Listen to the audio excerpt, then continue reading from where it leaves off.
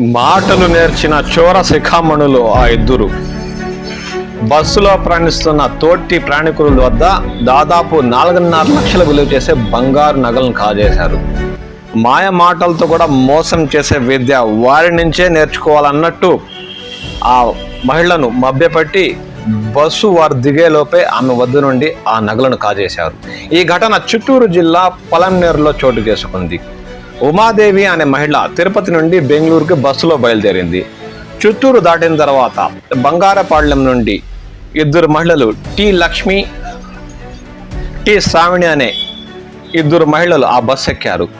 Bus బంగారపాళ్యం నుండి బయలుదేరిన తర్వాత మొగిలి ఘాటు మీదుగా పలమనేరు అంటే దాదాపు ఒక అరగంట లోపే పలమనేరు చేరుకునే లోపే ఉమాదేవి అనే మహిళను మాటల్లో పెట్టి ఆమె పక్కన కూర్చొని దాదాపు 4.5 లక్షల విలువ చేసే ఒక బంగారు గోల్డ్ చైను, ఒక బంగారపు గాజు, జత డైమండ్ కమ్మలు, ఒక విలువైన వాచ్ను కాజేశారు.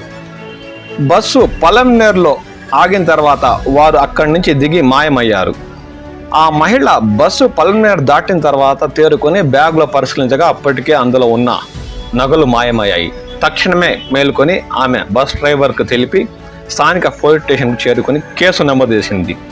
తక్షణమే స్పందించిన స్థానిక రక్షక భటులు సాంకేతిక పరిజ్ఞానంతో దాదాపు 5 గంటల లోపే టి శ్రావణి, టి లక్ష్మి అనే చోర శిఖామణులను చిత్తూరులో అరెస్టు చేశారు.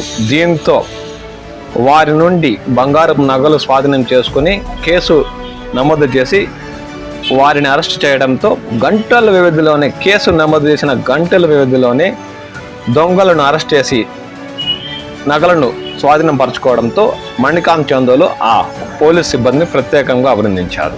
కాబట్టి మిత్రులారా, మాటలతో మొబ్బపెట్టి నిమిషాల్లో ఏమైనా సరే మొబైల్ కాల్ నుండి విలువైన వస్తువులను కాజేసే చోర శిఖామణులు, దొంగలు మన పక్కనే తిరుగుతున్నారు.